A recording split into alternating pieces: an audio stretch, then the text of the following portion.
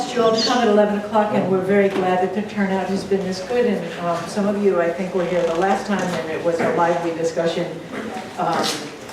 This month's panel, or this time's panel, is about the perspectives we have about Day of the Dead. Not particularly the Mexican Day of the Dead ritual, but the idea that we die eventually, and that Mexico, where most of us live, celebrate this lovely transition, and we celebrate it annually. So those people who may have transitioned a long time ago get celebrated year after year after year. And for those of you who have never gone to the graveyards at this time of the year, it's really a spectacle. And if you don't like crowds and that craziness that happens that Mexico is so good at creating, go the day after, when the flowers are a little more wilted and the songs have already been sung and the candles are all sideways. But you will feel this amazing energy of life having been honored and death having been honored at the same time, simultaneously. I have to commend Mexico. I've been here for 40 years. And it still absolutely shocks me. The other thing is this particular time of year is Halloween, as we know in the United States, All Souls Day and All Saints Day in the Christian calendar, and I don't know about our other two participants here, but we'll get to that. There are three people that I know who I've known for a long time. They each represent a different faith. I'm going to try and let them mostly speak about themselves. I'm only going to be monitor in that I'm going to try to feel what you guys are interested in, feel what they want to talk about, and guide them with a few questions. The format's going to be no more than 5 minutes for any of you to speak, which 5 minutes is a long time. We don't want any monologues. And hopefully we can get through a few questions so you can all get a feel for the Hindu faith, the Mayan faith, and the Christian Science faith. And at the end, we'll have a break, we'll have some coffee and tea. And then we can have audience participation, or if somebody has a question that I didn't come to, then it's a family, it's a living room, okay? And I apologize for the stage, but this is play readers, and so we have to be on a stage. So last time we weren't. Last time it was a little more intimate. So let me begin. I am Mary Jane Miller. I am a member here at the Episcopal Church. I am trying actively to get more activities in this parish to focus us on the fact that we are all one body in God, period. And that this facility could utilize it as sacred ground, as a space to have a format where we can exchange more, be more of what we are, get rid of what we don't work, it doesn't work anymore for us, and replace it with something that does work. So this is just a format of different mindsets, different perspectives. So with that, could you each introduce yourselves a little bit? It was in the write-out, but nonetheless, just a 1-minute intro of who you are. Ravi, we'll start with you. My name is Ravi, and I was born in East Africa, raised in India, came to Boston for grad school, went back to India, lived in London for 11 years, Boston 10 years, Marin 8 years. I've been coming here and going back to all these places for the last 8 years. Happy to be here. My name is Laura Rodriguez. I'm born and raised here. I also travel, live in Mexico City and Vancouver. And thankfully, I'm back into my native town. But into those journeys, at some point, I was graciously open to live into the highlands of Guatemala, where I had amazing experiences and reconnect to this earth in the ancient knowledge of them as well. So, thank you. I'm Susan Cobb.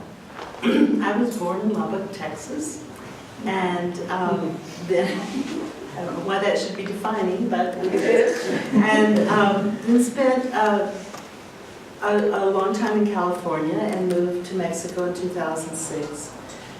I spent about 15 years as a Christian Science practitioner, which is someone who works individually with people. They don't have to be Christian Scientists. It's a one-on-one a relationship, and with confidentiality as well. Providing spiritual solutions for human problems. And part of that time, I spent about 10 years involved in California jails and prisons as a chaplain there. So that's a very brief introduction. Okay. Their introductions are brief, and I can tell you, all of us in this room, including them, have a huge resource and experience within us, and we can only share a little bit every once in a while with one another, and it's a marvelous thing that we do. So could you each, again, go through with a little bit more depth? What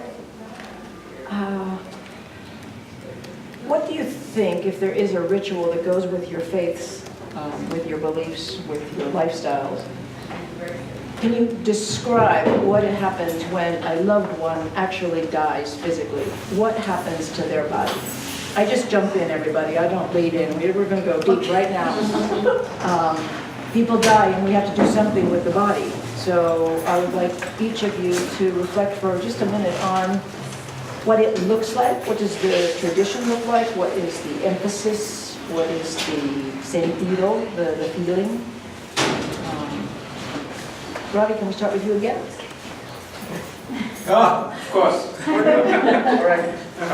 So in the Hindu tradition, there is a very strong belief in the law of karma. It is considered a law as much as the law of gravity. So basically what it is saying is that every thought, word and deed makes an impact on your cellular system, goes with you. There is this little couplet in the Upanishads which says that the soul, which is commonly known as the Atman, is part of the Paramatman, or like a ray of the sun, the whole of it is the sun. And the soul escapes through the crown of the head and seeks another womb, so to say, in about 40 days. This is also there in the Tibetan tradition. But most Hindus, and we are now talking about the largest English-speaking country in the world, because India is about 1,300 million people, and a lot of them speak English. But 80% of those are Hindus, and the rest of the 20% are various other religions and denominations. But the belief in karma is very, very strong, that a person's position in life is related to what they had done in the past life. So reincarnation is accepted all over India. Rebirth, which is a theory, even according to most sages and swamis and sadhus, it's still a theory. The karma, law of karma is a law. What happens at death? I have been present at only one death in my family, which was my father. And he suffered a massive stroke when he was 44 and I was 13, and I had the great blessing of walking with him for the next 7 years when 3 doctors had told my mom that he's not going to live. So this happened in the one horse town that I was born in East Africa in 1961. They said he would not be alive for more than 6 months. A German doctor, Windler, and a British doctor. But he did live for 16 years. And by the time he passed in 1977, we were walking 3 miles a day. He's the one.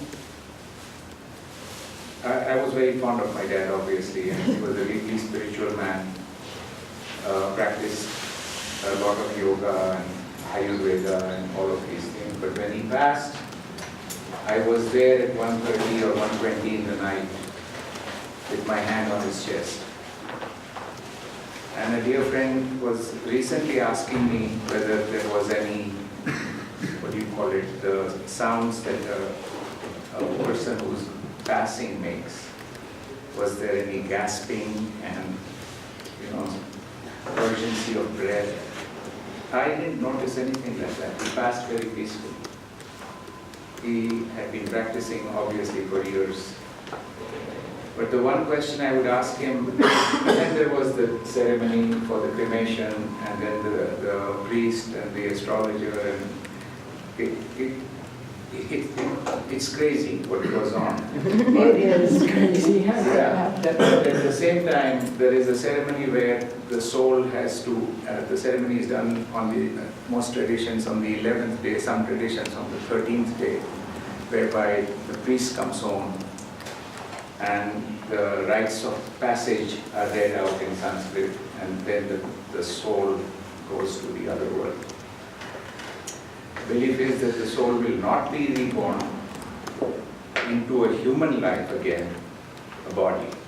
Now this is slightly different from Buddhist traditions. Some of you here are good friends are Buddhists, and the Buddhist tradition believes that there is no soul, that there is anatta, anitya in Sanskrit, that which is impermanent.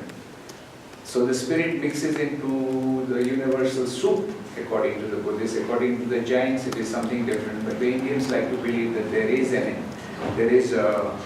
Atman that carries all the desires, the wishes, the repercussions, the consequences of the actions, the law of karma. Every thought that you've thought, and every word and every action. So thought is mind, word is speech. And there are obviously specific ways to deal with your thought and your speech before it turns into action. But all of this is stored in the best kind of software available in that little spirit thing that moves away. Because the Hindu belief, which is related to the belief of mantras, you know the word mantra, using the word, the mind, mantra as an instrument. The very strong belief is that it's not language that matters, but everything is an vibration. To be continued. You sent him the symbol. Thank you, Robbie. Well, that's already entering into the conversation, and I would like to say that St. Isidro, that he was the teacher of the teacher of the teacher of kind of the lineage that I study in the Maya. He said, we are all dust of stars, and all scientists will definitely agree on this statement. And Can you say that one more time? We are all what? Dust of stars. Dust of stars? Of stars. Okay, thank you. I thought that was When a important song- for you to understand. And so,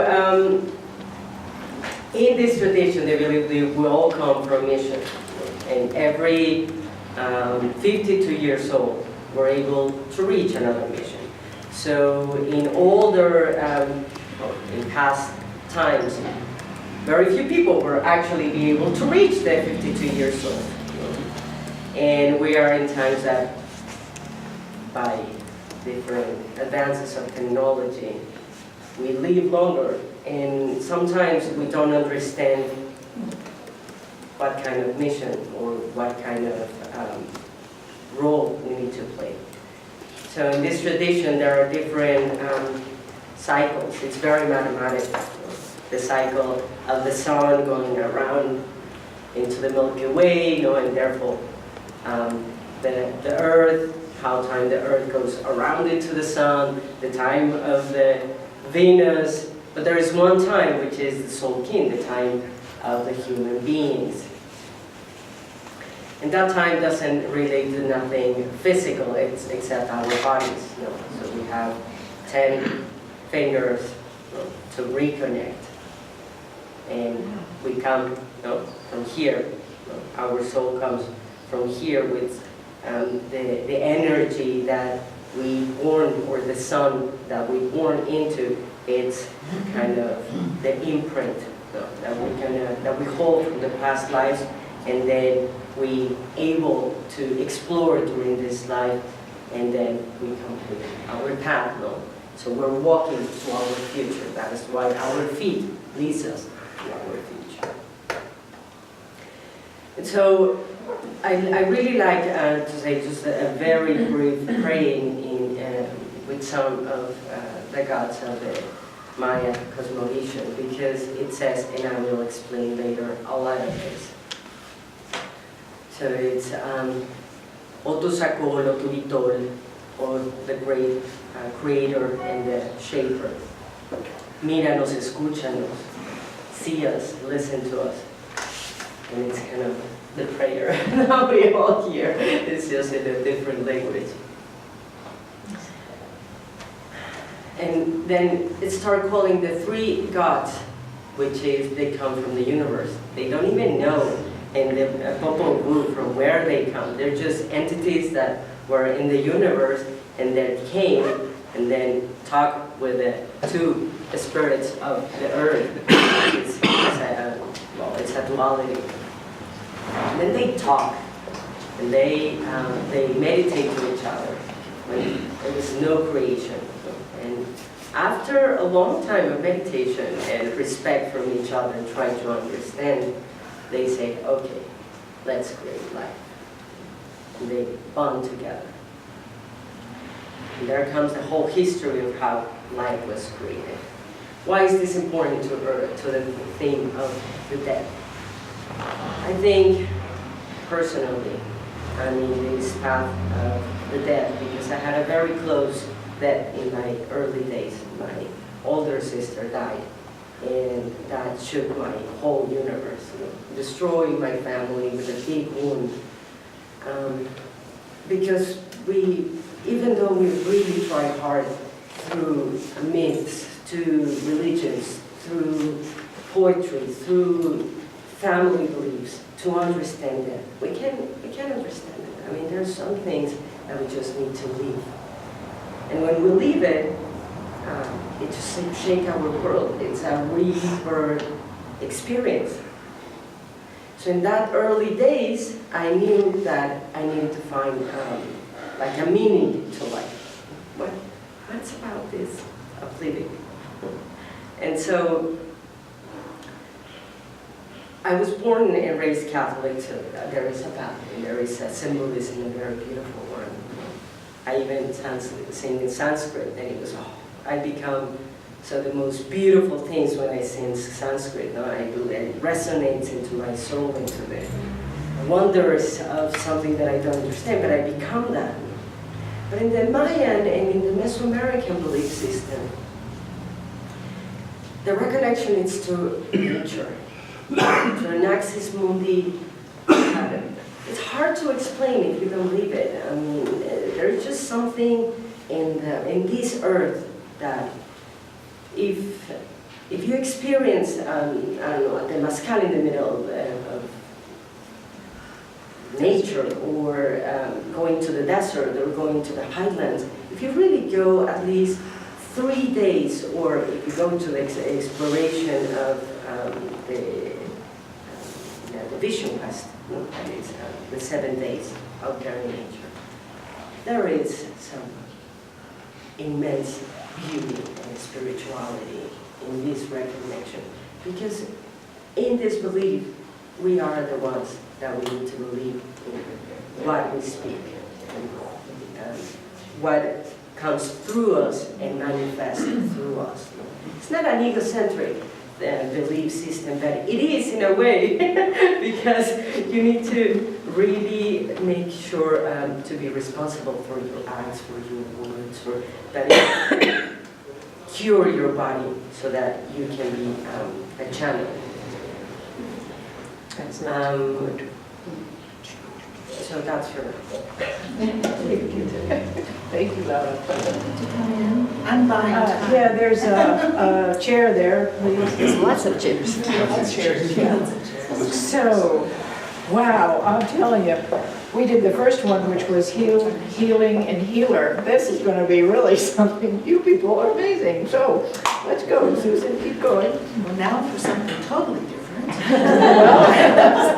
Well, the door is open. When you talk about what rituals, and I'll go through with a death in the family or a close one.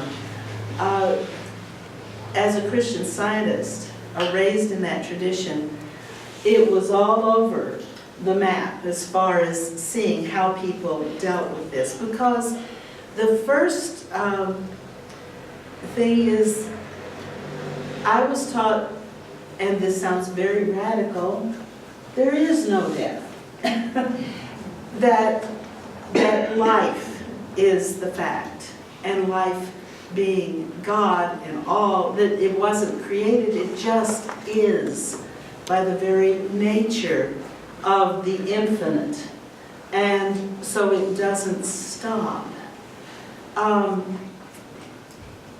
So there have been some Christian Scientists that have, you know, a funeral service. Some have a grave, some bury, some cremate.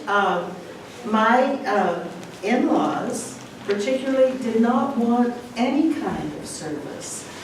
And I look back on that and I think, you know, we honored that, but I think given the opportunity, again, that sounds really awful, the service is for those that are around. And my mother-in-law was very active civically. She was a volunteer in the public library. They even named a little room for her. And I know that those people at the library thought we were really awful not having a service. But I was honoring what Chloe wanted to do. So I don't want to say I'm here with answers, because each and every individual and their family needs to work it out. I, as a Christian Science practitioner, and I was also elected as a reader in a Christian Science church, I've been asked and have conducted a number of memorial services for people that weren't always Christian Scientists, but they wanted that sense of, they wanted something spiritual, and they didn't want to hear about heaven and hell or have any condemnation. The basis of Christian Science is that God is life, God is love, unconditional, infinite, and there's no way you can get out of that. And certainly, though, bowing to the law of karma, and also to your personal responsibility for creating the experience, your own experience amongst humans walking around. It's going to reflect on your experience not only of death, not only of life, but of death, or what people call death. I'm going to refer to Mary Baker Eddy's textbook, and this is an old beat-up one that I have underlined and blocked, and of course I didn't bring my glasses, but that's all right. In fact, that's all right. I did, wait. There are a lot of people, because I see some heads nodding, and our videographer said, I haven't heard about Christian Science in a long time. And are they still around? Well, the Christian Science Monitor definitely is, and so are Christian Scientists. And a lot of people end up with one of these books on their bookshelves, way back someplace. But if you happen to have one of those, or if you happen to want a copy of this, on page 426, it starts out, and there's like 3 to 5 pages just dealing with the ideas of death. It's better be brief. All right, I'm not going to read at all. I was just trying to aim people there. But one of the things that I had underlined says, mortals waken from the dream of death with bodies unseen by those who think they bury the body. Oh, please read that again. Mortals waken from the dream of death with bodies unseen by those who think that they bury the body. My goodness, this is a hard panel. Okay, great. And another friend of mine put it, death is a verdict rendered by those who are looking at the body. Oh, yeah. It is. It is. Was. Yeah, really. Okay, so my job's to come up with the next question. Do you know about this? So, Robbie, you spoke of souls coming like radiant light. It's, each ray is a person or a soul per se, and I'm going to butcher this, I'm sure, but there's one source. We come from the source, we go to the source. Laura, you mentioned that we're stardust. And both of you referred to it comes from above, this above, so below. You know, it's not, it's interesting when we talk about this stuff because all of us humans adapt this idea that there's an above and a below. I'm going to get to that, but there isn't really. There is just being, which is what you are saying, that there is no death. There is life everywhere. It's abundant. We change that with our perspective, with the way we couch it, which is the value of a forum like this, to kind of loosen up a little bit of how we actually feel about being mortal. When these three belief systems tell us we are immortal, correct? A little bit less in the Mayan thing? Yeah, I mean, I Are the universe and the universe goes on? So with 1 minute, okay, because we went past that, but 1 minute, let me phrase the question this way. And you had said that everybody dies in a different way in Christian Science. They're buried in a different way. Right. I would like you just describe in 1 minute just the ritual. What happens? The person dies and they get buried in the ground. The person dies, they get cremated. The person dies, they get put out on an iceberg. You know, I don't think we have any Eskimos here with us, but apparently that's what they do, which seems to me. Or Native Indians, they leave them, they walk out themselves and get eaten by the birds. I want the mechanics of it, and then we'll go back to try to bring the esoteric philosophy stuff that has no flesh into our little fleshly awareness being. How am I doing? Am I good at this? You're awesome. Yeah, right. So, Robbie, I'm not starting with you. I'm going to start with you, Susan. Me? Yeah. I don't know what, both Is my there a ritual? parents, Just the 1, No. 2, 3 ritual? no, both my parents were cremated.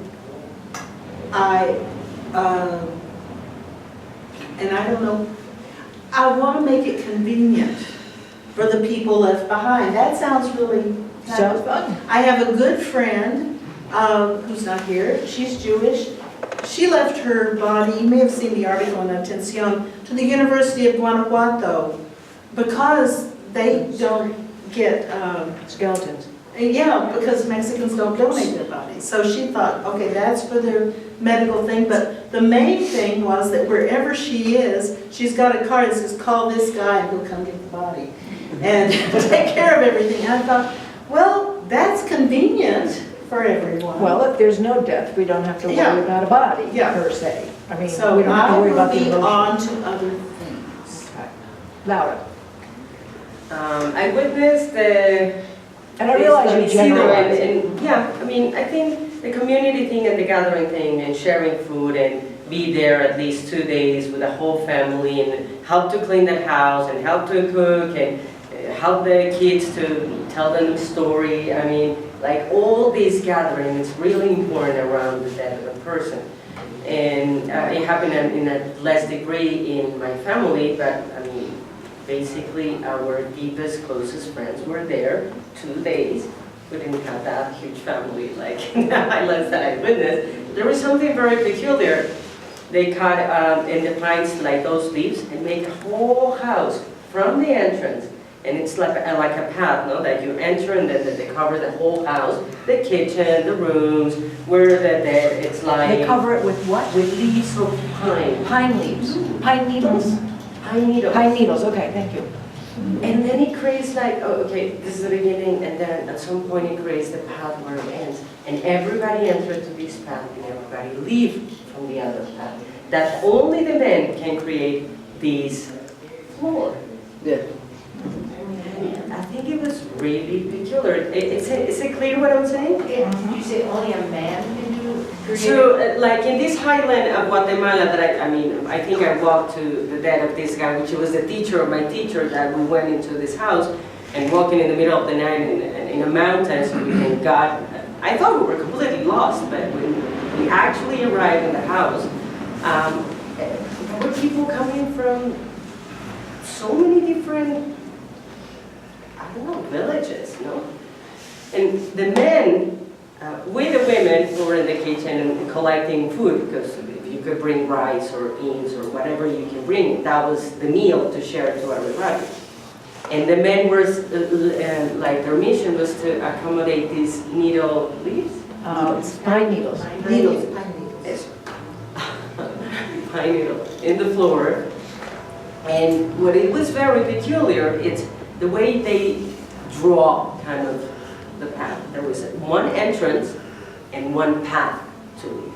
And we all entered to these and then walk around the house. But when we left, we couldn't left from the path we entered. We needed to leave from the others. Well, Laura, you said earlier about the Mayan faith having it in their feet. They walk on the earth, and it probably has something to do with that. Probably.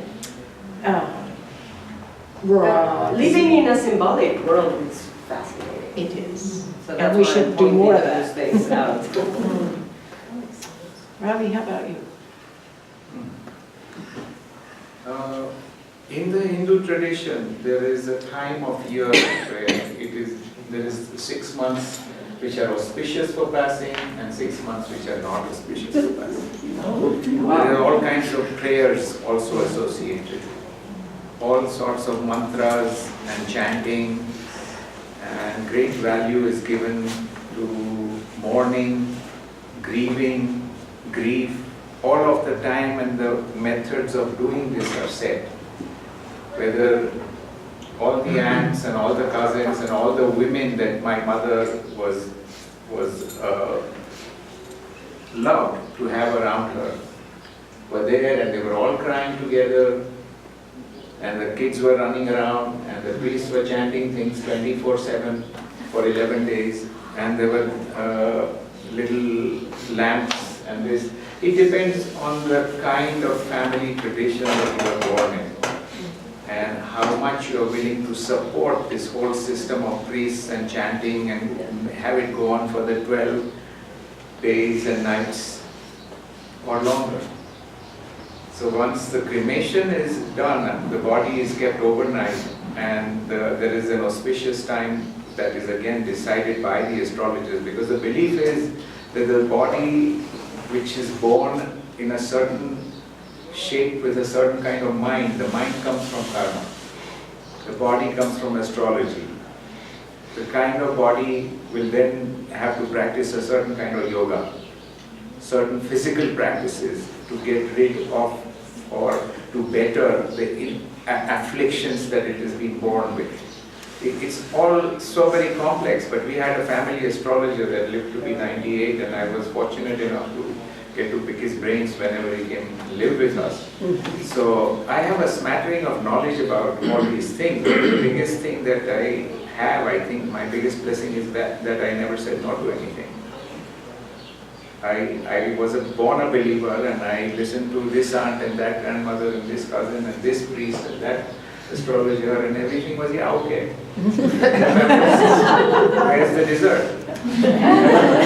So while I went 11 years to a Catholic school run by Jesuit priests, which was also a good thing, because you came home to these stories and you went to school to those stories, and they wanted you to do a different kind of retreat. It was all a big circus going on, but it was fun.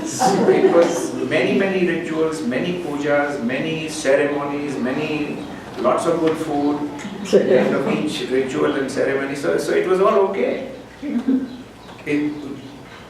And in different parts of India, I mean, it was a country one time with over 200 dialects and so many 29 languages and 250 little kingdoms with their own gold coinages, and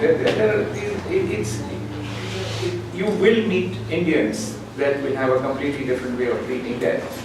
Well, I think that But points this is what out, I grew up with. That points up what's really becoming evident. Surely all of you also, sitting in the audience, are thinking, this whole theme is so multi-dimensional. Everyone sitting in this room has buried somebody, at least once. Everyone in this room probably has lost a loved one by now, even if it's a dog, doesn't matter. It's like, uh-oh, I'm not going to see that thing anymore in front of me. What I find interesting about the three of you is there is a transition time that is needed. Now, if we're lucky, somebody will tell us, oh yeah, I'm going to die in 3 days or 5 days and you have time to prepare. I also had one of those devastating experiences. My parents both died in a plane wreck when I was 12. And they cremated the bodies. I was a little girl, and the 5 of us kids, I was the youngest, stood on the bank, and they threw Mom and Dad into the water, and they went down the little river in front of the house. It even chills me now. But it's like, for whatever reason, we ritualize a death. We have a way of doing it. There is no correct way, I might add. If you think there is, this conversation will hopefully unroot that idea. Could you three speak a little bit about that transition, i.e., and this is a hard, all the questions are hard, but try again to make your answers small. Leading up to death, in your case, Robbie, you knew your father was going to die. In your case, like mine, Laura, you didn't know. It was like, uh-oh, now the family's going to get wrecked. I had that one too. And I didn't get the name of who you referred to. Your friend. Yes, your friend. Chloe, when Chloe died. Chloe's my mother-in-law. Okay, I just missed that part. But anyway, when Chloe, so try and give us just a little dimension to preparation for death, the moment of death, and then this lovely, I want to call it a healing time, but that's just so lame.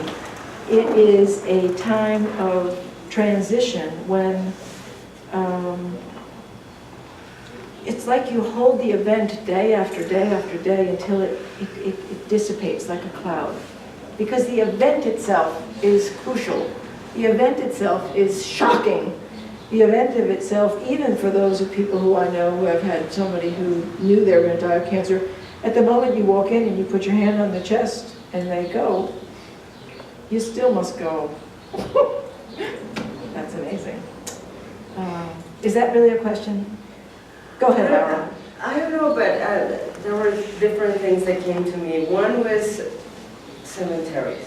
I mean, I always thought it was the most creepiest thing that our civilization had created. I mean, I don't know, gardens. Why? I mean, I think I had the early vision in my life that I want to be buried and then create a tree above me, or flowers, or a place where people that can come and just go talk to me, or meditate, or just create beautiful things that we can relate.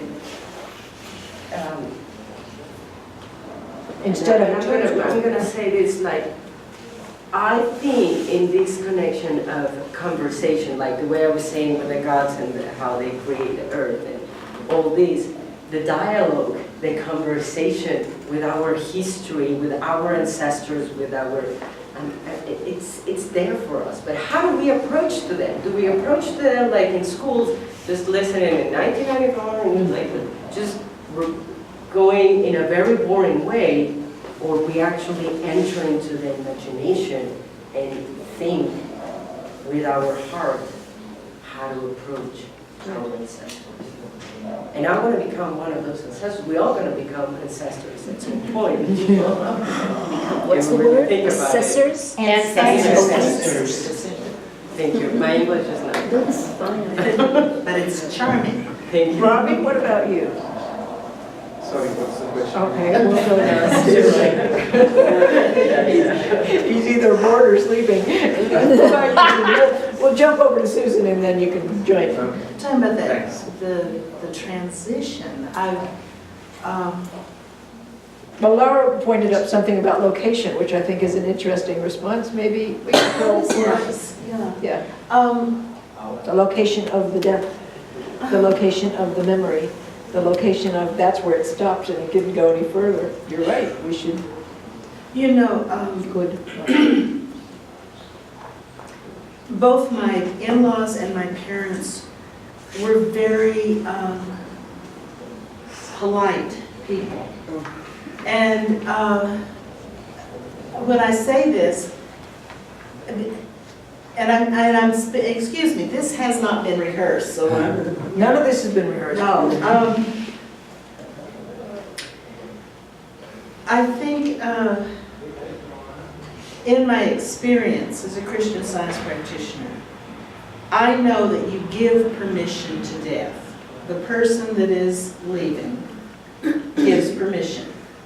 I mean, because I've seen it too many times that They choose the moment. they choose the moment. And it may come suddenly, but so many people die right after they celebrate a birthday. Or my mom passed on Christmas Day. My mother-in-law passed on Easter Sunday.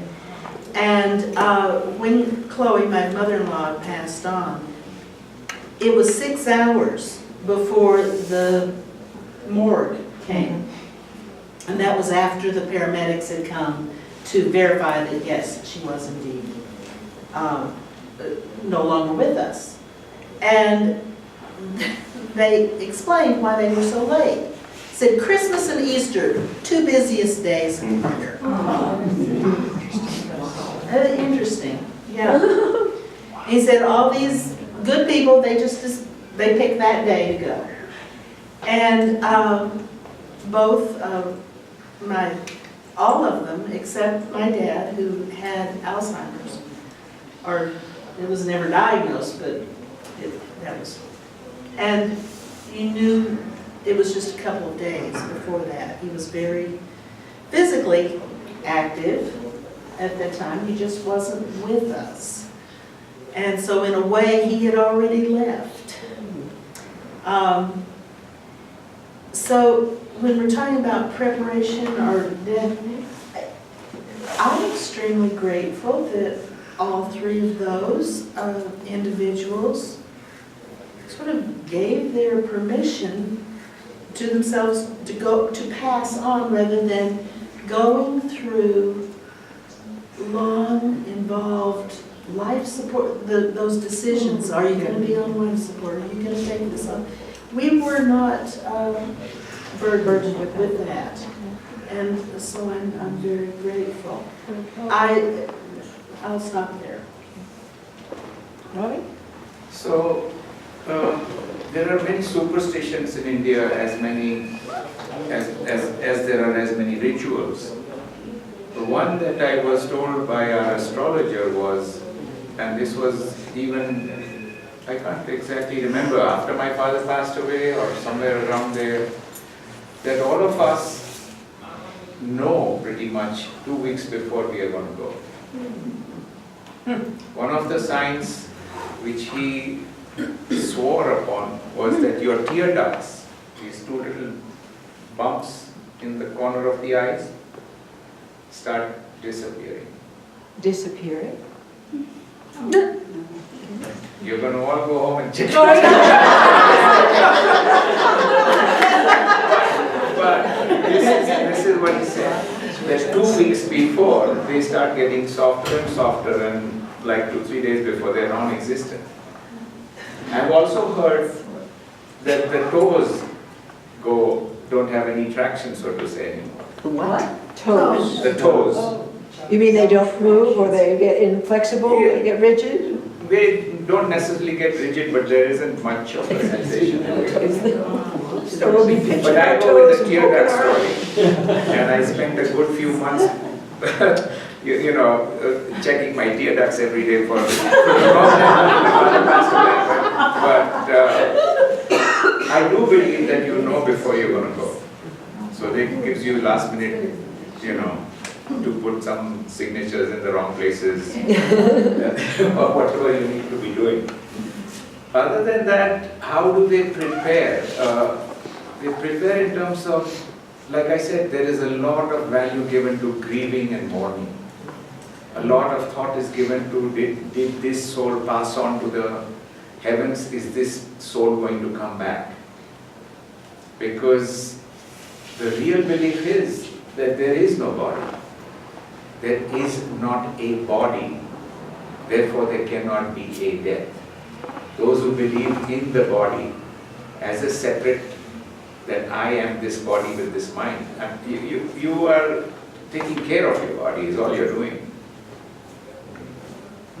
Wow. You're taking care of this body rather. A lot of Sanskrit as a language is also not you and I and he and she. It is more, it's not even it. It's that you are the recipient of this body and the law of karma relates only to the body. So be careful with every thought, word and deed. Be vigilant because every thought, word and deed is going to come back. Well, For the body. every thought, word, and deed is manifested in the body. And when you make the distinction between body and spirit, that's another theme that we're going to go a little bit deeper in.